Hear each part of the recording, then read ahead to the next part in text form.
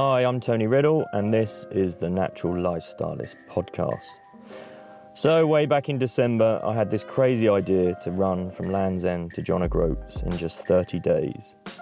But I wasn't just going to run it, I was going to run it barefoot to raise funds for environmental charities and collaborate with world-leading experts to raise awareness and money for 6 organisations fighting the top sustainability issues of our time. I knew running barefoot would raise many a socially extreme eyebrow, and with that eyebrow-raising behaviour, I would be able to provide a perfect platform to highlight the importance of connecting with our environment and those key sustainability issues of our time. Today, I'm joined behind the mic with my rewild, rise fierce, wild swimming, surfing and sustainability sister, the one and only Sophie Hellyer, or to those closer to her, Sophie Hellyer. Sophie was once a champion surfer at national level. She co-created the movement Rise Fierce, which inspires women to try cold water swimming, promoting body neutrality and improving mental and physical health. Sophie has become a prominent voice on matters of ocean pollution, plastic waste, sustainable fashion and eco-friendly living. As I'd taken forever to run 20 miles to get to Sophie, this is a brief convo of just 25 minutes. However, it's potent and we packed in a lot of sustainability magic here. I really do hope you enjoy that magic. Peace out. So I'm here with wonderful Sophie. Nearly forgot your name, Sophie. It's 25 miles in today and I'm a bit wiped, but I'm gonna hold space because I realised that, you know, part of this commitment to running 30 miles a day was also to hold space for sustainability experts. And I'm going to call Sophie a sustainability expert because I've been following her for quite some time now. And as well as being like, you know, into wild swimming, just like myself, and rewilding, there's so much more to her. And I think we all need to hear from Sophie. And it's just a shame we only have about 20 minutes. Yeah. But welcome, Sophie. Hi, it's really good to see you. No, How exciting. it's great, I know. I'm looking forward to I nearly sobbed on your shoulder. Just like, it was like, I just needed that female energy. It was kind of like to bring me in. You've got another few miles to go, I think, today before. So people might know you as surfer. Yeah. Yeah. I guess. It's kind of weird as well. People ask what I do, and because I haven't surfed like competitively for a long time now, and I've been living in London the last year, so I'm still like very attached to the fact I surf and I'm a surfer, but it's not really what I do for a job anymore. Yeah, so that's for people that don't know Sophie Hellyer. Hell yeah. Hell yeah. What does Sophie do? Sophie. What does a Sophie do? I hold women's retreats that are cold water swimming, yoga, and surfing. That have an amazing hashtag. What is it? Rise Fierce. Rise Fierce. Yeah, I love so we that. started a women's kind of outdoor wild swimming movement called Rise Fierce.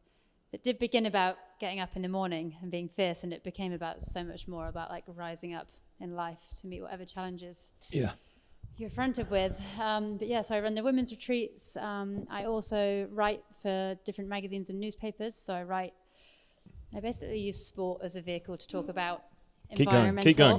Environmental and... I just got to ditch the chair. I can't cope. I'm coming down as well. Oh, that's good. That's good. Let's change into a squat. How's the camera level? Is that right? Is it? Sorry, James. I'm just throwing James. Sorry. There we go.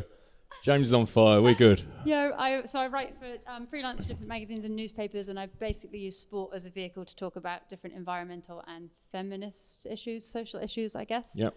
And I do a bit of freelance producing, and I do some public speaking, and yeah, I get a different job every week. It is a different job every week. It seems like that. If there's someone that follows you, it's like, oh, she's so busy. You're like, it's like work.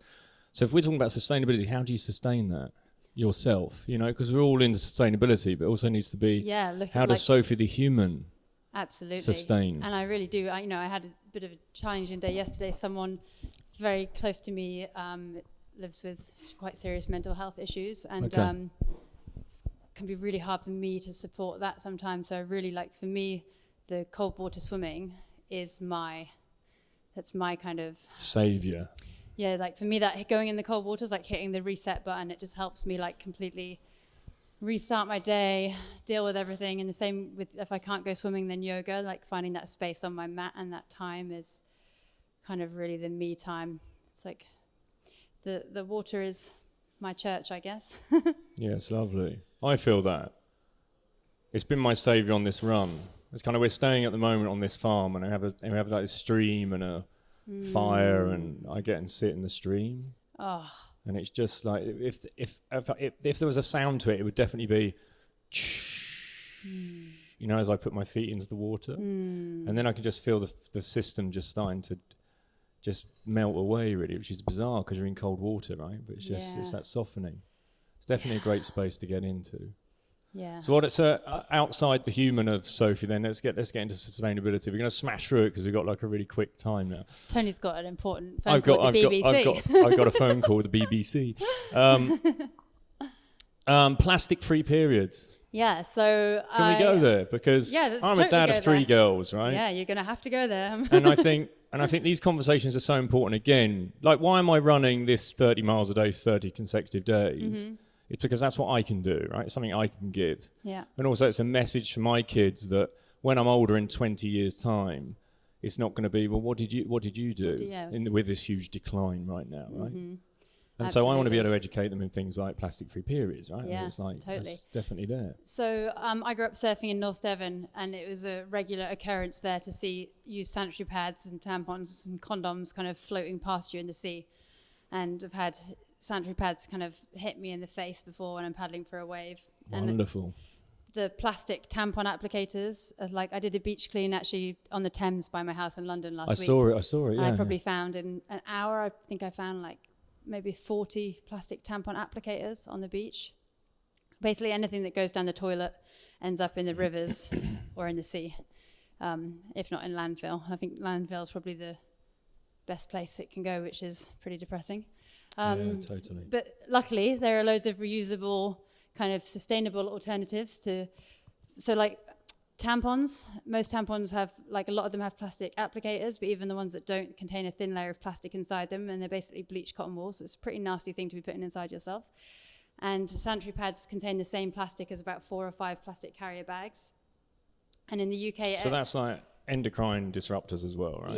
Yeah. Oh, I have no idea how bad it is for your body, but I'm sure it's pretty bad. It's totally normalized. Yeah. And actually, the reusable alternatives are not normalized, and people think they're kind of weird and hippie-ish, but which is, I mean, I guess I'm a hippie. But in the UK, I think it's 2.5 million tampons and 1.5 million sanitary pads are flushed down the toilet every single day. That's In incredible. the UK. So it's a whole lot of kind of plastic just getting flushed down the toilet, and most of it finding its way out into the sea. Yeah, and it so aligns with Surfers Against Sewerage, who I met Hugo Tag home the other day. Absolutely. You two are really hitting it off. I'm going to meet Hugo next week. Brilliant. Yeah. You're gonna I love it. Surfers Against Sewage, so that's where I'm moving down to that area soon. So. Yeah, it's just such great work. Yeah, absolutely. You know, because really we're talking about what the individual can do right now, right? Yeah, and it's, you know, taking control of, like, especially for a woman to be able to take control of her cycle like that. And I don't know how far in depth to go with it, but if you start one of the main reusable alternatives is menstrual cups. Yeah. So I use one called a moon cup, which is just like... How does the cup work, So it's like a small little silicone cup that you basically just fold and pop inside yourself. It collects the blood for 8 hours. You pop it out, empty it, rinse it, reuse it.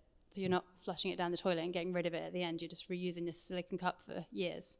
Wow. And well, nothing leaks. You don't need pads or anything like that with it? I mean, if you're scared of leakage, then you can leave it in for like up to 8 hours as well, so you don't have to be changing it all the time, which is really useful. But you can also get period pants, which are great, especially for teens. So like when your young girls come into having their periods, period pants are amazing because you just put on pants and carry on your day. They're growing, are they? Quite common now? So, I think they're definitely getting more mainstream and more popular. There's a couple of brands that make quite... there's like brands like Thinks and Flux that are making like good, stylish pants. And again, that's moving towards organics and sustainable. Yeah, absolutely. But using the cup kind of makes you really in tune with your cycle a bit more because you're kind of seeing the blood and the color of the blood, the consistency of the blood, and just kind of, like, for me, that's the aspect of like the rewilding part. Again, just it's not this thing that you never see and you flush away. It's like you're actually getting in tune with what's coming out your body and what's going on.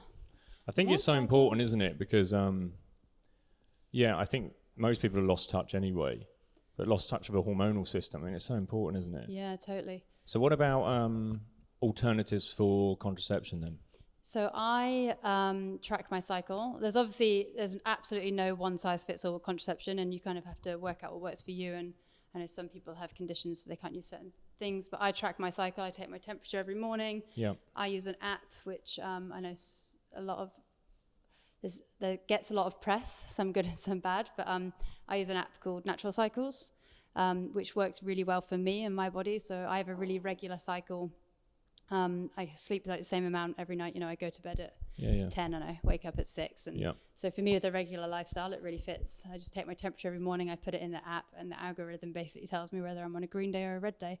And if you're on a red day, it means that if you're having sex and you're not looking to conceive, then you just use other contraception. So on a red day, we would either use condoms or, So I have been off of the pill for I was on the pill from when I was 15 for a decade. So 10 years on the contraceptive pill. Wreaking havoc on the hormonal system. Yeah, which again, I mean, for some people the pill's amazing, and for some people it really works. But for me, that was a really challenging time for me in my life, and I was experiencing depression, and I'm not sure what effect my hormones had on all of that as well. So it felt really good to kind of come off of it and embrace the natural thing a little bit more. It definitely suits my lifestyle better. Well, it is getting back into rewilding again, isn't it? And I guess if you worked with that and you're working with your cycle, you're so much more in tune, aren't you? Yeah, it's just, absolutely. It's a kind of a delicate thing to talk about. And a lot of people, whenever I talk about tracking my cycle the natural way, I get a lot of pushback and a lot of people kind of speaking up against it. It seems to be the thing that people want to police the most in a way. Like, people aren't very happy to hear that you're embracing your cycle and tracking it naturally. But what's the stats on how successful that is compared to? So the app I use is FDA approved contraception, and it's in the same effectiveness category as a contraceptive pill. There you go. And it's more effective than condoms, or So a higher effectiveness category than condoms. Do we know what the percentages are on condoms? Do we know that? I don't know off the top of my head, but I think condoms are in the high 80s. And I don't want to say the exact stats. You can find it on a quick Google. But the pill and the app with normal use or whatever in the mid 90s. Yeah. And then I think the IUD, the coil, is the highest one. Yeah. But people say tracking your cycle the natural way is bad. I've worked with women with the coil, and it's created lots of stagnation. Yeah. And they get a lot of mechanical back pain. Yeah. So there's other stuff that comes through with that. Yeah. I know a few of my friends have had them fitted and had a bad experience, but I'm sure for every bad experience there's a good experience. Yeah. It's interesting, whenever I talk about tracking my cycle the natural way, someone will always come up and go, "Oh, my friend's got pregnant doing that." But I'm sure a lot of people's friends have also got pregnant using condoms and on the pill, but for some reason you never get the bite back if you're because you're seen as, at this stage, it's seen again as socially extreme, right? Yeah, totally. Even though it's perfectly normal. Yeah, right. And has been like that forever, right? Mm-hmm. Obviously not using temperature, but other means. Yeah. It's so good, Sophie, because I was hit by a question on a podcast. I think it's wandering into wildness, wildness into wandering.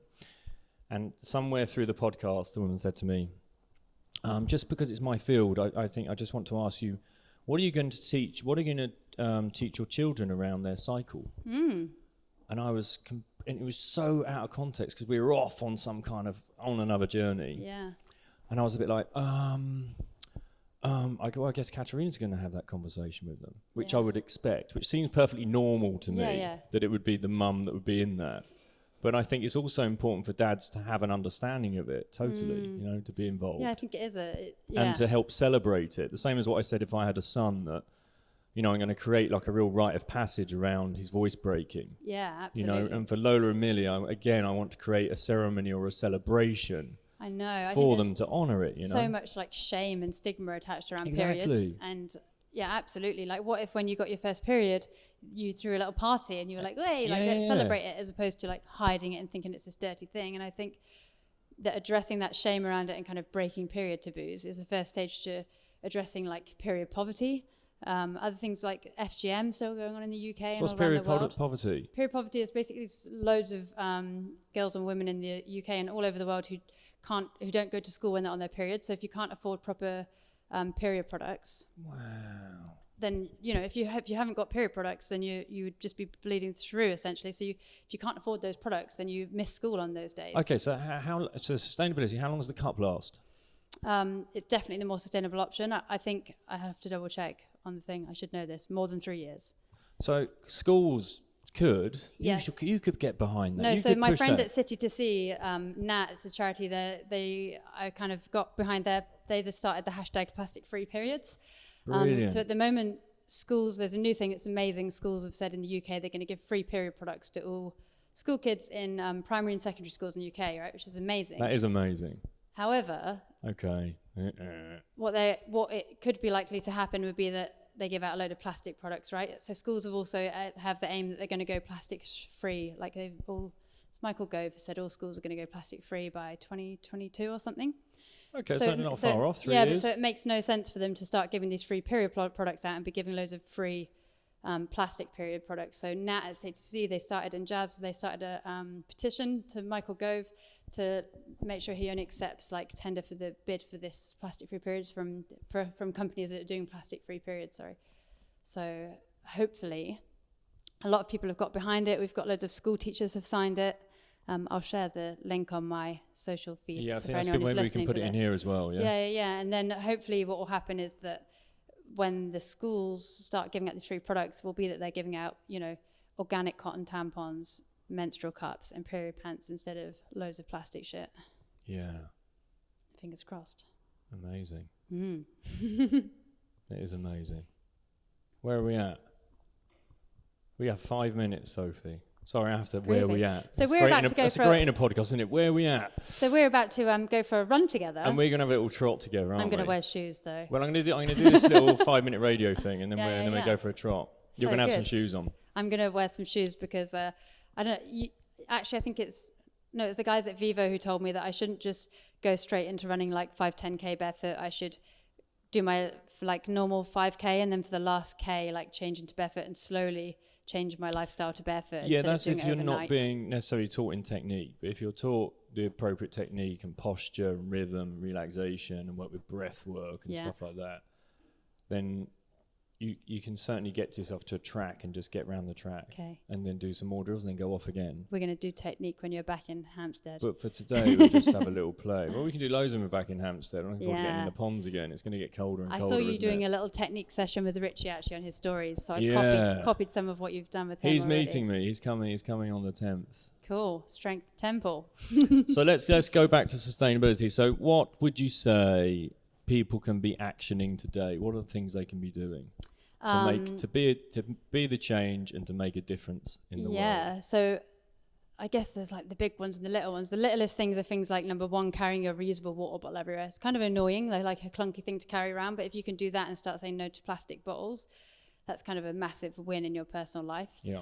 I guess the big ones are reducing your meat consumption and eating kind of sustainable, well-sourced meat instead of bad, cheap meat from the supermarket. Industrialized, domesticated, Yeah. antibiotic-fed meat. Yeah. Number two, it's secondhand September at the moment, so fast fashion is really, really bad for the environment. How do I miss out on these things? I never really know what they are. There's so many of them. Secondhand September. Only buying secondhand clothes for September. Brilliant. It's also slow fashion season as well. So Or it's don't last buy month any of at slow all. fashion season. Don't buy any at all, Yeah. or buy secondhand. Yeah. And then, sustainable travel. So seeing if you can do staycations, holidaying locally, trying to reduce your flying. So for me, those are the kind of big three. If you can reduce your meat consumption, reduce your fast fashion consumption, and stop flying quite as much. It doesn't mean don't fly ever, but just try and cut out the cheap weekends abroad. Brilliant. And then on a small scale level, reusable water bottles.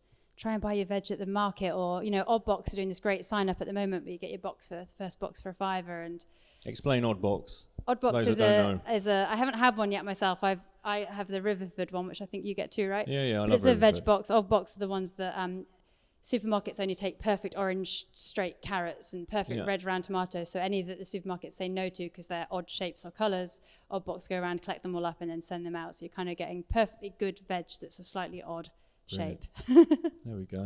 Yeah. So there are a few things there. Yeah. There's a few things to make the difference, make the change. Thank you, Sophie. No worries. You're wonderful. And if you're a person who has periods, try some reusables. Try some reusables. There we go.